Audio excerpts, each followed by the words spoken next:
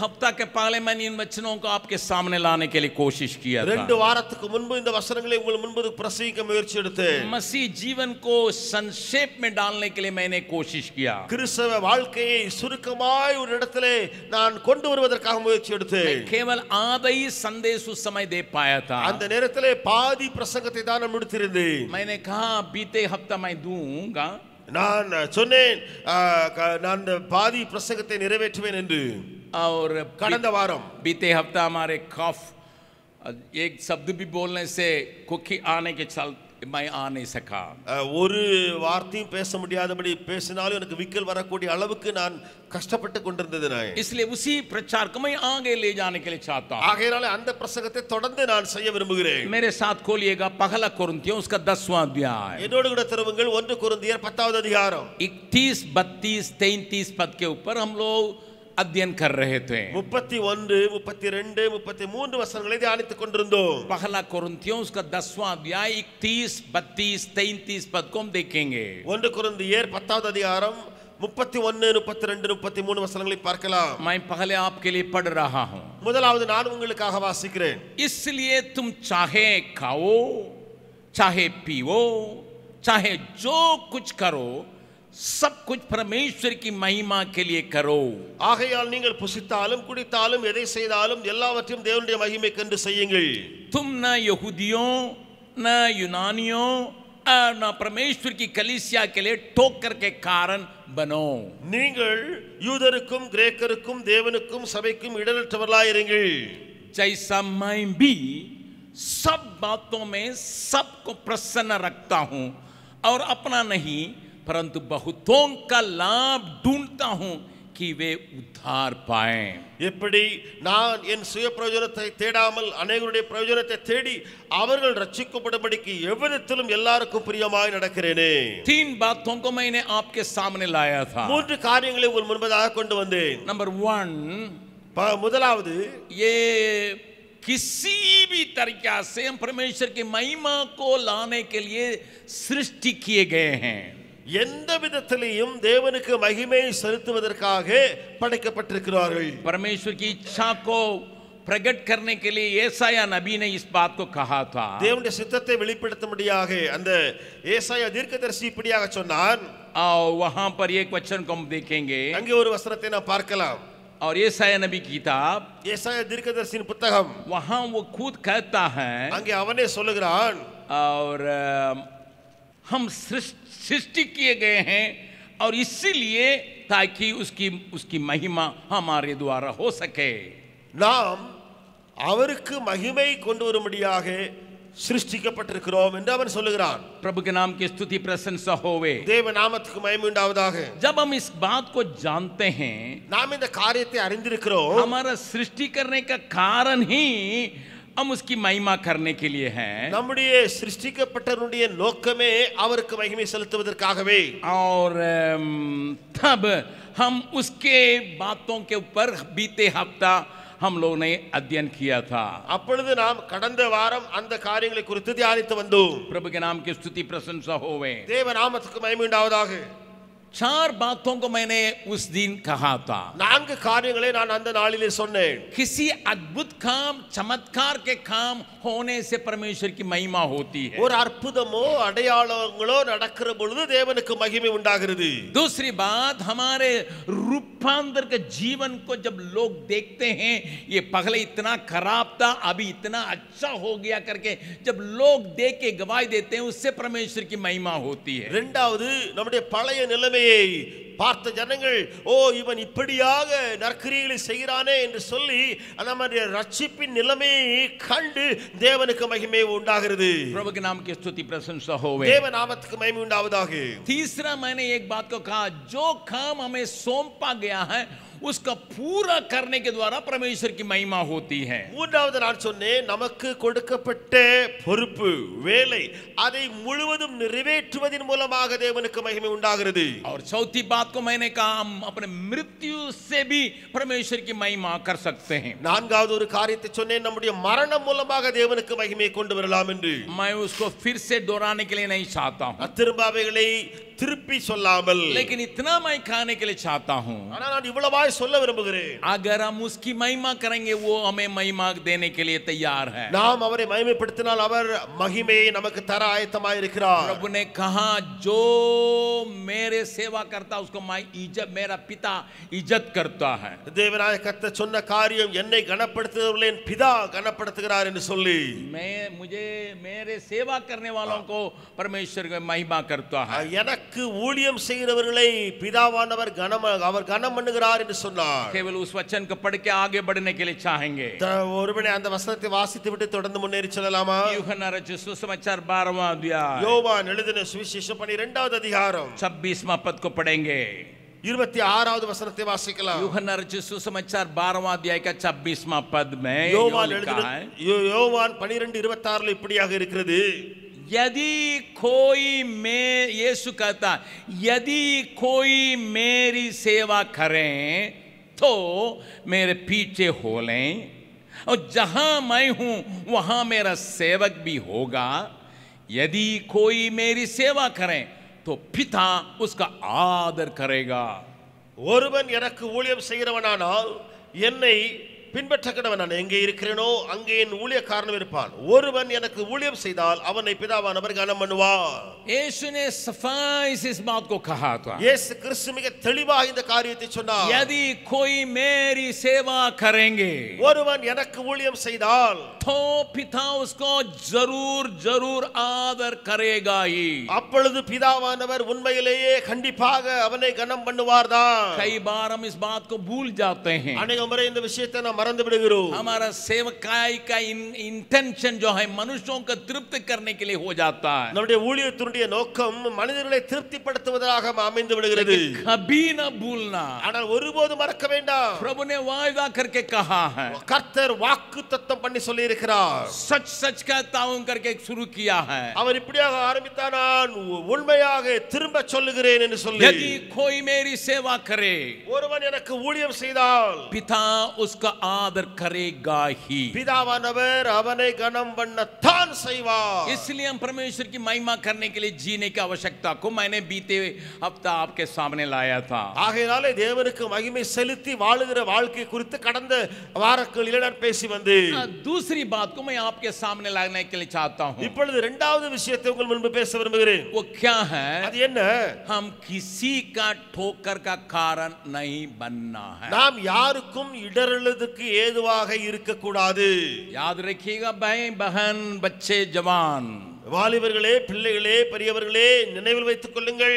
आप अपने जीवन में इस बात के ऊपर बहुत गौर करने की आवश्यकता है. நீங்கள் உங்களுடைய வாழ்க்கையிலே இந்த காரியத்திலே அதிக கவனம் செலுத்த வேண்டும். मेरे चाल चलन के चलते, என்னுடைய நடக்கையின் மூலமாக, मेरे बोली के चलते, என்னுடைய வார்த்தையின் மூலமாக, मेरे बर्ताव के चलते, என்னுடைய நடைமுறை வாழ்க்கையின் மூலமாக हम किसी को भी ठोकर का कारण नहीं बनना है. நாம் யாருக்கும் இடரலற்றவர்களாய் இருக்க வேண்டும். प्रभु का वचन में सफाई से ये बात को हम धरते हैं. வேத வசனத்தில் மிக தெளிவாய் இதை குறித்து நாம் பார்க்கிறோம். सुसमाचार में बार बार प्रभु ने इसके ऊपर जोर भी दिया है. சுவிசேஷத்திலே தேவனாய கர்த்தர் அந்த புத்தகங்களிலே இயேசு திரும்ப திரும்ப வலியுறுத்தி சொன்னார். तो खोलिएगा लूका रचित सुसमाचार 17वां अध्याय, திறவுங்கள் லூக்கா எழுதின சுவிசேஷம் 17வது அதிகாரம். और पहले पद से लेकर हम देखेंगे. 1ஆம் வசனத்திலிருந்து நாம் பார்க்கலாம். ये बात सबके ऊपर लागू होता है. இந்த சொல்லப்பட்ட வசனம் எல்லாருக்கும் அது அமலாக்கப்படக்கூடிய ஒரு வருத்தம். इस वचन को याकूब जब याद करता है, இந்த வசனத்தை யாக்கோபு ஞாபகமூட்டுகிற போது वो कहते हैं, அவர் சொல்லுகிறார், हम सब कोई कुछ न कुछ गलतियां कर बैठते हैं. நாம் எல்லோரும் சில விஷயங்களில் தவறி விடுகிறோம். ये लूका का पढ़ने के पहले याकूब का 3रा अध्याय का 2रा पद को देखेंगे. லூகாவிலே வசனங்களை வாசிக்க முன்பதாக யாக்கோபு 3வது அதிகாரம் 2வது வசனத்தை பார்க்கலாம். वहां पर साफ ये लिखा है, அங்கே தெளிவாக எழுதப்பட்டிருக்கிறது, हम सब बहुत बार चूक जाते हैं. நாம் எல்லோரும் अनेक விஷயங்களில் தவறுகிறோம். ये सारे लोगों को अंतर्गत में लाता है. இவன் இந்த வசனம் எல்லாரையும் குறித்து பேசுகிறது. जरूर हम चूक जाते हैं உண்மையிலே நாம் தவறுகிறோம் या हमसे गलतियां हो जाती हैं, அல்லது நம் மூலமாய் தவறு நடந்து விடுகிறது. परंतु हमें एक बात को मन में याद रखने की आवश्यकता है. ஆனா நாம ஒரு காரியத்தை மனதில் வைக்க வேண்டும். अभी लूका रचित सुसमाचार 17 अध्याय को देखिएगा. இப்பொழுது லூக்கா எழுதின சுவிசேஷம் 17வது அதிகாரத்தை திறவுங்கள். पहला पद को मैं पढ़ रहा हूं. 1ஆம் வசனத்தை நான் வாசிக்கிறேன். फिर उसने अपने चेलों से कहा, हो नहीं सकता कि ठोकर न लगे, परंतु हाय उस मनुष्य पर जिसके कारण वे, इसका मतलब ठोकर आती हैं. பின்பு இயேசு தம்முடைய ஜனங்களை நோக்கி, இடர்கள் வராமல் போவது கூடாத காரியம், ஆகிலும் அவைகள் எவனால் வருகிறதோ அவனுக்கு ஐயோ.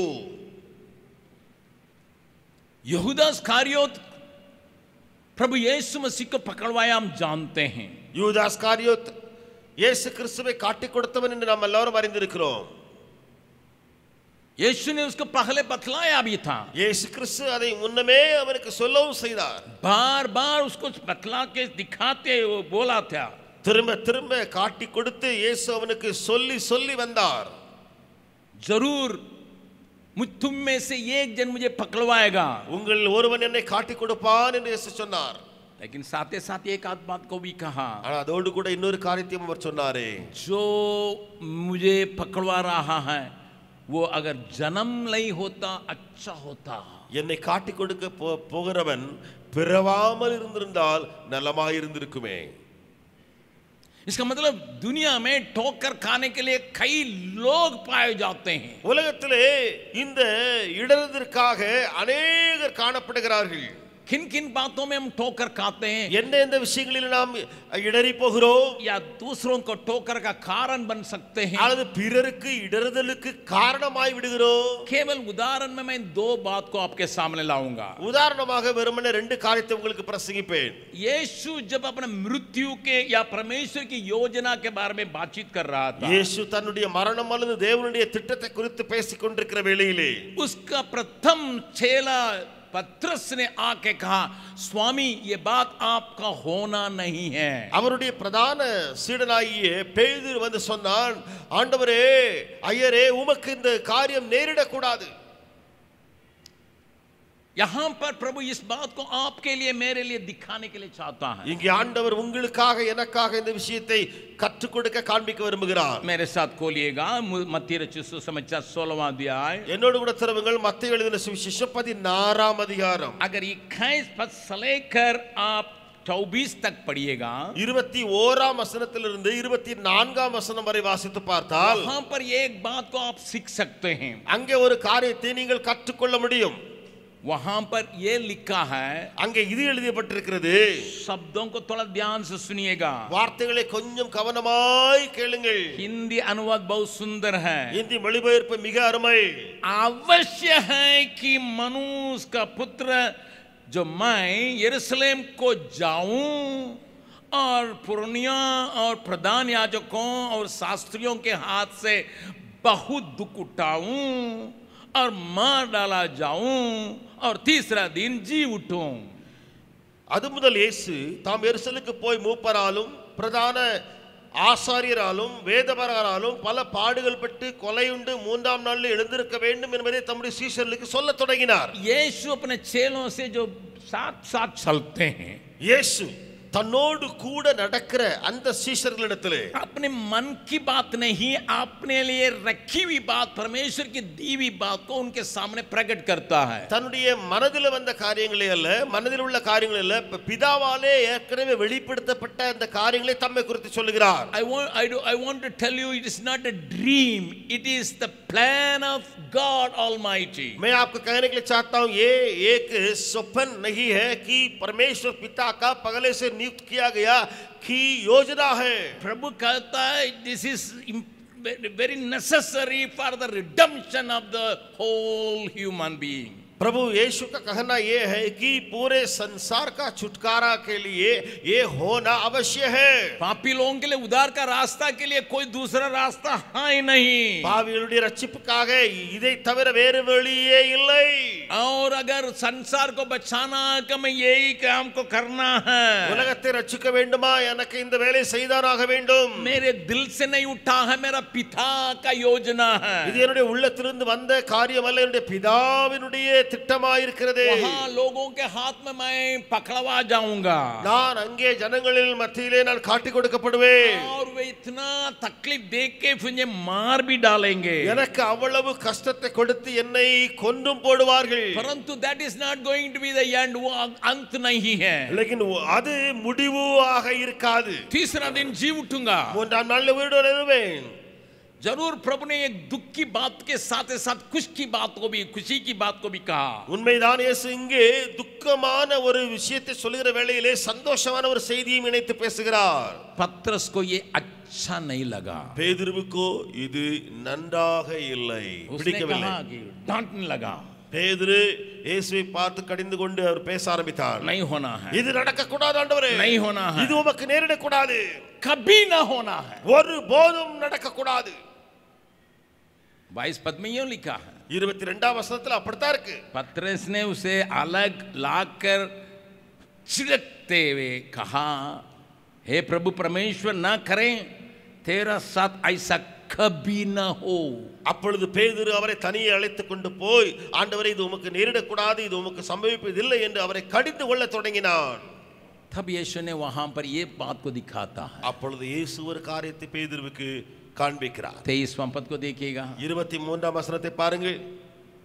उतने मूल के पत्र से कहा, हे साइमोन, मेरे सामने से दूर हो, ये शैतान, मेरे सामने से दूर हो, तो मेरे लिए ठोकर का कारण है। இயேசுவோ திரும்பி பேதுருவை பார்த்து, எனக்கு பின்னாக போ சாத்தானே, நீ எனக்கு இடரலாயிருக்கிறாய்।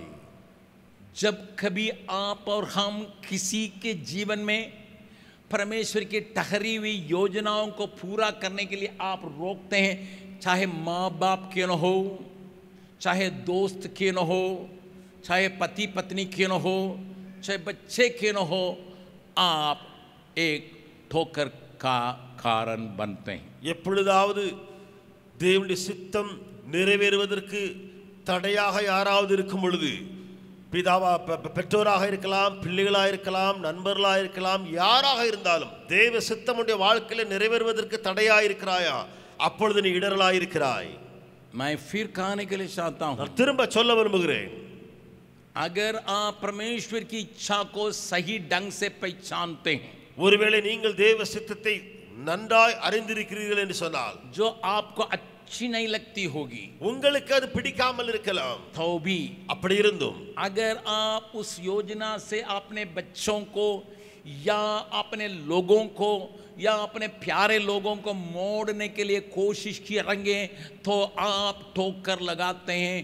प्रभु ने कहा, अगर कोई ठोकर लगाता है, उसके गले में और यंत्र का पत्थर को डाल के उसको समुद्र में डालना उचित रहेगा, अच्छा रहेगा। நீங்கள் தேவ சித்தம் இதுதான் என்று அறிந்தும் யாராவது தேவ சித்தம் செய்ய போகும் பொழுது, நீங்கள் பெற்றோராக இருக்கலாம், பிள்ளைகளுடைய வாழ்க்கையிலே நீங்கள் தடையாகவோ அவர்களை வேற எங்கேயோ திருப்பி, அல்லது நண்பர்களாக இருக்கலாம், அவர்களை வேற திசை திருப்பி அப்படி இருக்கக்கூடாது என்று சொல்லுவீர்கள் என்று சொன்னால், உங்களுக்கு நீங்கள் அவர்களுக்கு இடரலாக இருக்கிறீர்கள்। ஆண்டவர் சொன்னார், அவன் கழுத்தை ஒரு எந்திர கல்லை கட்டி அவனுடைய கடலின் ஆழத்தில் கொண்டு போட வேண்டும்। जवान बच्चे, आपके जीवन में पहले परमेश्वर की इच्छा का पहचानो। வாலிப பிள்ளைகளே, உங்களுடைய வாழ்க்கையில முதலாவது தேவ சித்தத்தை அறிந்து கொள்ளுங்கள்। प्रभु मेरे लिए क्या इच्छा रखा उसको पहचानो। தேவன் என்னுடைய வாழ்க்கையில என்ன சித்தம் வைத்திருக்கிறார் என்று அறிந்து கொள்ளுங்கள்। माँ बाप अपने बच्चों के लिए परमेश्वर की इच्छा को पहचानिए। பெற்றோரே, உங்களுடைய பிள்ளைகளுக்காக தேவ சித்தத்தை அறிந்து கொள்ளுங்கள்। अगर आपको मालूम हो जाएगा, प्रकट हो जाता है, तो कभी भी अपने विचार को भीतर ला के उसके विरोध में खड़ा होने के लिए कभी कार्य नहीं करना। உங்களுக்கு அந்த தேவ சித்தம் பிள்ளைகளுடைய வாழ்க்கையை குறித்து தெரிந்து விட்டதா? அப்படி என்றால் நீங்கள் ஒருபோதும் இடையிலே குறுக்கிட்டு அவர்களை சித்தத்தை செய்ய விடாதபடி வேறு திசைக்கு திருப்பாமல் இருங்கள். क्योंकि वो बारी दंड के योग्य बात हो जाता है. ஏனென்றால் அது அந்த விஷயம் பெரிய தண்டனைக்குரிய விஷயமாய் மாறி போகும். प्रभु हमसे बातचीत करने के लिए चाहता है. தேவன் நம்மோடு கூட பேச விரும்புகிறாரே.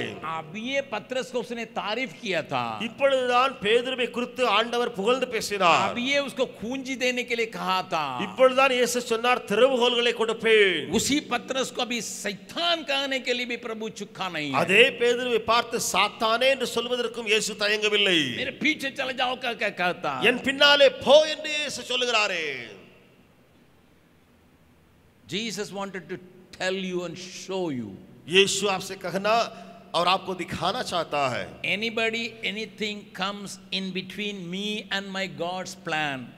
मेरा और मेरे परमेश्वर के जो प्लान है उसके बीच में कुछ भी आ जाए, He is a stumbling one. वो ठोकर का कारण है. इस सुबह का समय आप और हम निर्णय करने की आवश्यकता है. காலையில நீங்களும் நானும் தீர்மானிக்க வேண்டிய காரியம் வந்திருக்கிறது. क्या निर्णय करने की आवश्यकता है? அது என்ன தீர்மானம் தெரியுமா? हे प्रभु, ஆண்டவரே, मुझे तेरी इच्छा को पहचानने की कोशिश कीजिए. உம்முடைய சித்தத்தை நான் அறிந்து கொள்ள எனக்கு உதவி செய்யும் हम ஆண்டவரே. हमेशा अर्पणता के गीत में इस प्रकार का गाते हैं. நாம் ஒரு அர்ப்பணிப்புள்ள பாடல் இப்படியாக பாடுவதுடைய போதும். क्या गाते हैं? அது என்ன பாடல் அது? अपनी मर्जी से चलता रहा, तुझको कभी अपना न कहा, लेकिन प्रभु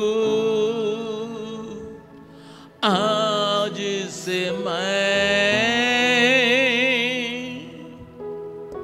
तेरे क्रूस को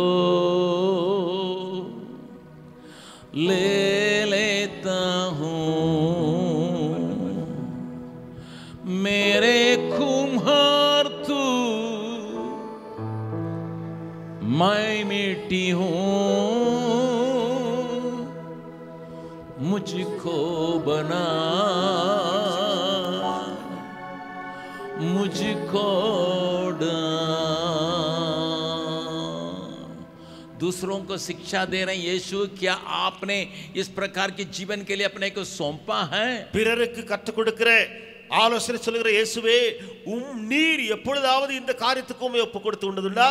एक उदाहरण मैं आपको दिखाने के लिए चाहता हूं यीशु के जीवन से. இயேசுவின் வாழ்க்கையிலிருந்து ஒரு உதாரணத்தை உங்களுக்கு காண்பிக்க போகிறேன். मेरे साथ खोलिएगा मत्ती रचित सुसमाचार 17वां अध्याय. என்னோடு கூட திறவுங்கள் மத்தேயு எழுதின சுவிசேஷம் 17ஆம் அதிகாரம் 24 पद से लेकर पढ़ने जा रहे हैं. 24ஆம் வசனத்திலிருந்து நாம் வாசிக்க போகிறோம். मत्ती रचित सुसमाचार उसका 17 अध्याय का 24 से लेकर. மத்தேயு 17:24ஆம் வசனத்திலிருந்து. जब यीशु और उसके चेले कफरनहूम पहुंचे, இயேசுவோடு சீஷர்களும் கஃபர்நஹூமுக்கு போன போது, तो मंदिर का कर लेने वालों ने पतरस के पास आकर पूछा. அப்பொழுது பேதுருவிடத்தில் வந்து வரிப்பணம் வாங்குறவர்கள் கேட்டார்கள், क्या तुम्हारा गुरु मंदिर का कर नहीं देता? உங்களுடைய போதகர் வரிப்பணம் செலுத்துகிறது இல்லையா? हिंदी अनुवाद में यह शब्द जोड़ा गया है. இந்தி மொழிபெயர்ப்பிலே இந்த வார்த்தை இணைக்கப்பட்டிருக்கிறது கூட்டி. तमिल में वो शब्द नहीं जोड़ा गया है. தமிழில் அந்த வார்த்தை போடப்படவில்லை. मंदिर का कर दे रहा है. உங்கள் போதகர் அந்த ஆலயத்தினுடைய வரிப்பணம் செலுத்துகிறாரா என்று இந்தியிலே வந்திருக்கிறது. टोल टैक्स के बारे में यहाँ हिंदी अनुवाद में नहीं है. அந்த டோல் டாக்ஸ் குறித்து இங்கே இந்திய வெளிவரப்பில் இல்லை. पतरस ने कहा हाँ दे रहा. பேதுரு சொன்னான், ஆம் அவர் கொடுக்கிறார். लेकिन अभी देने के लिए हमारे पास आई नहीं. ஆனால் இப்போ அதை கொடுப்பதற்கு எங்களிடத்தில் இல்லை. पतरस के दिल में यह बात बैठी हुई है. பேதுருடைய உள்ளத்தில் இந்த காரியம் பதிந்திருக்கிறது. मेरा प्रभु देता है, என்னுடைய ஆண்டவர் கொடுக்கிறவர் தான், लेकिन अब देने के लिए है नहीं. ஆனா இப்ப கொடுப்பதற்கு அந்த பணம் இல்லை. अगर आगे आप पढ़िएगा, தொடர்ந்து நீங்கள் வாசித்து பார்த்தால், वहां पतरस बोलने के पहले ही प्रभु ने बातचीत किया. அங்கே பேதுரு பேசுவதற்கு முன்பதாகவே ஆண்டவர் பேசிவிட்டார். वहां एक सिद्धांत को प्रभु दिखाने के लिए चाहता है. அங்கே ஒரு சித்தாந்தத்தை ஆண்டவர் அங்கே கூறி வர சொல்லுகிறார். पराये लोग देना है, அந்நியர்கள் கொடுக்க வேண்டும்.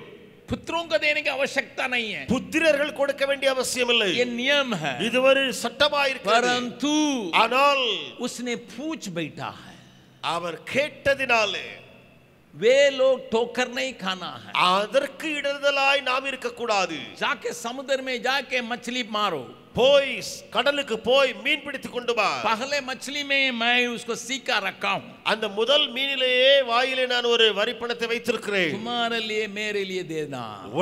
உங்களுக்காக எனக்காக அந்த காசை கொடுத்து விடு. प्रभु क्या दिखाने के लिए चाहता है? ஆண்டவர் என்ன காண்பித்து கொடுக்க விரும்புகிறார்? मुझे ये करने की आवश्यकता नहीं है, எனக்கு இதை கொடுக்கணும் அவசியம் இல்லை. परंतु ஆனால் मैं किसी का ठोकर का कारण नहीं बनना चाहता. யாருக்கும் இடரலாக நான் மாற விரும்பாமல், My Jesus always goes the second mile. मेरा यीशु हमेशा दूसरा मील तक जाने वाला है. क्योंकि उसने कहा अगर कोई तुम्हें 1 மைல் आने के लिए कहेगा, दूसरा மைல் भी उसके साथ जाओ. ஏனால் இயேசு சொன்னார், உங்களை 1 மைல் தூரம் பலவந்தம் பண்ணினால் நீங்கள் 2 மைல் தூரம் அவரோடு கூட போங்கள். उस बात को न केवल सिखाने वाला परंतु अभ्यास करने वाला है मैं प्रभु. என்னுடைய ஆண்டவர் அதை கற்றுக் கொடுக்கிறவர் மாத்திரமல்ல, அதை தன்னுடைய வாழ்க்கையில கடைபிடிக்கிறவரும் கூட. क्या प्रभु आपको और मुझको सिखाने के लिए चाहता है? ஆண்டவர் உங்களுக்கும் எனக்கும் அதை கற்றுக் கொடுக்க விரும்புகிறாரோ? Even though it is not necessary, but do it so that others can follow you. ये जरूरत नहीं है आपको करने के लिए, लेकिन और लोग उसको पालन करने के लिए कम से कम उसको किया कीजिए. इनके और आपके काम में, உங்களுடைய வேலைகளா இருக்கலாம், आपके डिपार्टमेंट में, உங்களுடைய டிபார்ட்மெண்ட்ல இருக்கலாம், आपके जीवन में உங்களுடைய வாழ்க்கையா இருக்கலாம். कई बातें करने का दरकार नहीं होने के बावजूद भी अनेक காரியங்களை நீங்கள் செய்ய வேண்டிய அவசியமா இல்லாமல் இருந்தாலும் கூட मैं इसको करता हूं क्योंकि मैं ठोकर का कारण नहीं बनना चाहता हूं. நான் இதை செய்கிறேன் ஏனென்றால் நான் இடறலுக்கு ஏதுவாக மாறிவிடக் கூடாது. क्योंकि इसी के द्वारा परमेश्वर की महिमा मेरे द्वारा होता है. ஏனென்றால் இதன் மூலமாய் தேவனுக்கு மகிமை என் மூலமாய் உண்டாயிருக்கும். मैं परमेश्वर की महिमा करने के लिए जी रहा हूं. நான் தேவ மகிமை கொடுக்கவே வாழுகிறேன். मुझे दरकार नहीं है करने के लिए, எனக்கு செய்ய வேண்டிய அவசியம் இல்லை, जरूरी नहीं है, தேவை இல்லை. लेकिन there is an expectation. ஆனால் அங்கே ஒரு எதிர்பார்ப்பு இருக்கிறது. People expect me to do that लोग चाहते हैं कि मैं उस काम को करूं, because they have faith in me, क्योंकि वे मेरे ऊपर भरोसा रखे, they have a confidence in me, और वे मेरे ऊपर विश्वास रखे. just because they have a confidence in me और मेरे ऊपर विश्वास में रखने के चलते I do this. मैं इसे करता हूं. इस सुबह के समय परमेश्वर कई लोगों से बातचीत करता இந்த होगा. காலைவெளியிலே தேவன் அநேகரோடு பேசிக்கொண்டே வந்திருக்கலாம். कई काम आप करने की आवश्यकता नहीं होता होगा, அநேக வேலைகள் நீங்கள் செய்ய வேண்டிய அவசியமே இருக்காது. परंतु दूसरों के इंतजारी को पूरा करने के लिए, उनको कॉन्फिडेंस को बढ़ाने के लिए, जो आपके ऊपर जो कॉन्फिडेंस को उसको बढ़ाने के लिए आप अगर करते हैं, आप परमेश्वर की महिमा करते हैं. நீங்கள் பிறருடைய அந்த கான்ஃபிடன்ஸ் உங்கள் மேல இருக்கிறதே, அதை இன்னும் பெருக்குவதற்காக நீங்கள் இந்த வேலையை செய்தால் நீங்கள் தேவனுக்கு மகிமை கொண்டு வருகிறீர்கள். प्रभु के नाम की स्तुति प्रशंसा हो. தேவ நாமத்துக்கு மகிமை உண்டாவதாக. इस सुबह के समय एक कदम अपने अर्पणता में और गहराई में जाने के लिए मैं कहता हूं. இன்னொரு முறையாக இந்த காலை வேளையிலே நீங்கள் அர்ப்பணத்திலே இன்னும் ஆழமாய் போவதற்காக சொல்லிக் கொண்டிருக்கிறேன். हमारे डेडिकेशन के लाइफ में और गहराई में जाने की आवश्यकता है. நம்முடைய அர்ப்பணிப்பின் வாழ்விலே இன்னும் ஆழமாய் போக வேண்டும். प्रतिदिन में और अर्पणता में जाने के लिए यहाँ पर एक छोटी सी उदाहरण यीशु के जीवन से है. ஒவ்வொரு நாளும் நம்முடைய அர்ப்பணிப்பிலே ஆழமாய் போவதற்கு இயேசுவின் வாழ்க்கையிலிருந்து ஒரு உதாரணம் இங்கே இருக்கிறது. एक और बात को यहाँ पौलुस के जीवन से देख सकते हैं. இன்னொரு காரியத்தை பவுலுடைய வாழ்க்கையிலிருந்து பார்க்க முடியுமே. क्योंकि उसने कहा, ஏனென்றால் அவர் சொன்னார், पहले उसको देखेंगे, उसके बाद पौलुस ने क्या किया उसको देखेंगे. முதலாவது இதை பார்த்துவிட்டு பவுல் என்ன செய்தார் என்று சொல்லி பார்க்கலாம். पहला कोरिन्थियों 1 கொரிந்தியர் 8वां अध्याय 8வது அதிகாரம் 13वां पद को पढ़िएगा. 13ஆம் வசனத்தை வாசியுங்கள். 12 और 13 का पढ़िएंगे. 12 13 वासिக்கலாம். पहला कोरिन्थियों 8 अध्याय का 12 और 13 पद. 1 கொரிந்தியர் 8வது அதிகாரம் 12 13 वचनங்கள். इस प्रकार भाइयों के विरोध अपराध करने से और उनके निर्बल विवेक को चोट पहुंचाने से तो मसीह के विरोध अपराध करते हो. இப்படி சகோதரருக்கு விரோதமாய் பாவம் செய்து பலவீனமுள்ள அவருடைய மனசாட்சியை புண்படுத்துகிறதுனாலே நீங்கள் கிறிஸ்துவுக்கு விரோதமாய் பாவம் செய்கிறீர்கள். एक शब्द को उस 12वां पद में थोड़ा देखिएगा. ஒரு வார்த்தையை 12ஆம் வசனத்தில் கொஞ்சம் பாருங்கள். निर्बल लोगों के विवेक को चोट नहीं पहुंचाना है, ये पौलुस का सिद्धांत है. பவுலுடைய சித்தாந்தம் என்ன? பலவீனமுள்ள ஒரு மனிதனுடைய மனசாட்சி புண்படுத்த கூடாது. सब कोई विश्वास में तगड़ा नहीं है. எல்லாரும் விசுவாசத்திலே பலவான்கள் அல்ல. बहुत लोग अर्पणता में भी इतना तगड़ा नहीं है. அநேகர் அர்ப்பணிப்பிலும் அவ்வளவு பலவான்கள் அல்ல. उनका विवेक बहुत निर्बल है. அவருடைய மனசாட்சி பலவீனம் உள்ளது. इसलिए उनको चोट पहुंचाने के द्वारा हम गलत में बैठ जाने का आवश्यकता रास्ता खुल जाता है. ஆகையாலே அதிலே நீங்கள் புண்படுத்துவதனாலே தவறான வாழ்க்கையிலே நாம் பிரவேசிக்க வாய்ப்பு உண்டு. क्या शब्द को पौलुस इस्तेमाल करता है? பவுல் போடுகிற வார்த்தைகளை பாருங்கள். ऐसे करने से இப்படி செய்தால் तुम मसीह के विरोध में अपराध करते हो. நீ கிறிஸ்துவுக்கு விரோதமாய் பாவம் செய்கிறாய். निर्बल विवेक के साथ रहने वाले अपने सहकर्मियों को, सह भाइयों को अगर आप चोट पहुंचा देते हैं तो मसीह के विरोध में आप काम करते हैं. ஒரு பலவீனப்பட்ட மனசாட்சி அவனுக்கு விரோதமாய் நீ ஒரு காரியத்தை சொல்லும் பொழுது, அதை காயப்படுத்தும் பொழுது கிறிஸ்துவுக்கு விரோதமாய் நீ பாவம் செய்கிறாய். उसी को समझाने के लिए 13वां पद में कहता है, அதை புரிய வைக்கத்தான் 13ஆம் வசனத்திலே பவுல் சொல்கிறார். इस कारण ஆதலால் यदि भोजन भी, केवल खाने की चीज भी मेरे भाई को ठोकर खिलाए तो मैं कभी किसी रीति से मांस न खाऊंगा. ஆதலால் போஜனம் என் சகோதரனுக்கு இடல் உண்டாக்கினால் என் சகோதரனுக்கு இடல் உண்டாக்காதபடிக்கு என்றைக்கும் மாம்சம் புசியாதிருப்பேன். इसको खाने के पहले एक पद को कहता 11वां पद में. இதை சொல்வதற்கு முன்பதாக 11வது வசனத்திலே ஒன்றை பவுல் சொல்லுகிறார். क्या कहता है? என்ன சொல்லுகிறார்? 11वां पद, வசனம் 11. इस रीति से तेरे ज्ञान के कारण वो निर्बल भाई जिसके लिए मसीह मरा नष्ट हो जाएगा. பலவீனமுள்ள சகோதரன் உன் அறிவு நிமித்தம் கெட்டு போகலாமா? அவனுக்காக கிறிஸ்து மரித்தாரே. कारण क्या है? காரணம் என்ன? उसको उद्धार के रास्ता में आने के लिए तुम्हारा ज्ञान, அவன் ரட்சிக்கப்படக்கூடிய வழியிலே வரவழைக்கிறதுக்கு உன்னுடைய அறிவு ठोकर का कारण हो सकता है. இடதலுக்கு ஏதுவாய் மாறக்கூடும். I am intelligent. मैं बहुत कुछ जानता हूँ. I am an expert. मैं सब कुछ जानने वाला हूँ. But my intelligence should not be a stumbling block for somebody to come closer to the salvation. लेकिन मेरे ज्ञान या मेरी जानकारी कोई व्यक्ति प्रभु के पास आने के लिए रोक नहीं बनना है. किसी ने किसी रीति से लोग प्रभु के पास आने के लिए मैं जीने के लिए सौंपता हूँ. யாராவது இயேசு வண்டியில் வர வேண்டுமா, அதற்கு எந்த விதத்திலேயாவது நான் அதற்கு காரணமாயிருக்க என்னை ஒப்புக் கொடுக்கிறேன். What is the main purpose of my life? என்னுடைய வாழ்க்கையினுடைய முக்கிய நோக்கம் என்ன? Somehow, किसी न किसी प्रकार, somehow किसी प्रकार people should come to the Lord. लोग प्रभु यीशु मसीह के पास आवे. भलाई काम करने के द्वारा हम लोगों को प्रभु में लाने के लिए कोशिश करते हैं. நற்கிரிகள் செய்வதன் மூலமாக ஜனங்களை இயேசு வண்டியிலே வரவழைக்க முயற்சி எடுக்கிறோம். उससे साथ साथ किसी का हम ठोकर का कारण नहीं बनेंगे करके निर्णय करने के द्वारा ही हम परमेश्वर के पास आने के लिए रास्ता खोलते हैं. அதோடு கூட இன்னொரு தீர்மானம் எடுப்பதன் மூலமாக நான் யாரும் ஆண்டவர்கள் அண்டையில் வருவதற்கு இடரலாய் இருக்க மாட்டேன், அதன் மூலமாய் அவர்களும் ரட்சிக்கப்பட்டு ஆண்டவர் அண்டை வருவார்கள். मैं एक विधवा बहन को जानता हूँ. நான் ஒரு விதவை பெண்ணை அறிந்திருக்கிறேன். उनको 2 बच्चे रहे. 2 பிள்ளைகள் அவர்களுக்கு இருந்தார்கள். ध्यान से सुनिएगा. நன்றாக கவனியுங்கள். वो इतना मेहनत करती थी इन दोनों बच्चों को पढ़ाने लिखाने के लिए. அந்த 2 பிள்ளைகளையும் படிக்க வைப்பதற்காக அந்த விதவை ரொம்ப பாடுபட்டாள். और दोनों को अच्छे रीति से पढ़ाई. 2 பிள்ளைகளையும் நன்றாய் படிப்பு கொடுத்து உயர்த்தினாள். लेकिन एक जन बिल्कुल प्रेम की मूल्य को नहीं जाना, दूसरा लड़का बहुत प्यार से उस मूल्य को जाना. ஒரு பையன் அந்த தாயினுடைய அன்பினுடைய விலைக்கரியத்தை அறியாமல் போனான். ஆனால் இன்னொரு பிள்ளை அந்த தாயினுடைய விலைக்கரியத்தை அறிந்து நடந்தான். पढ़ाई के चलते दूसरा लड़का विदेश चला गया. படிப்பு நிமித்தமாக இரண்டாவது பையன் வெளிநாட்டுக்கு போனான். पहला लड़का उससे तेज पढ़ने वाला था लेकिन नहीं गया. ஆனால் முதலாவது பையன் அந்த இரண்டாவது பையனை காட்டிலும் நல்லா படிக்கக்கூடியவன், ஆனால் போகவில்லை அவன் அங்கே. माँ के चलते कम आमदनी में माँ को साथ रखने के लिए यही रह गया. குறைந்த வருமானம். ஆனால் தாயை அவனோடு கூட வைப்பதற்காக அவன் இங்கேயே இருந்து விட்டான் அந்த பையன். उस माँ से एक जन आके पूछ रहे थे, ஒரு அந்த தாயிடம் ஒருவர் வந்து கேட்டார், आप तो बहुत मेहनत की है और आप अपना बड़े बेटे से बहुत प्यार करते होंगे. நீங்கள் ரொம்ப உழைத்து பாடுபட்டுல இந்த காரியத்தை செஞ்சீங்க, உங்க மூத்த குமாரனை ரொம்ப நீங்க நேசிக்கலாம் இல்லையா?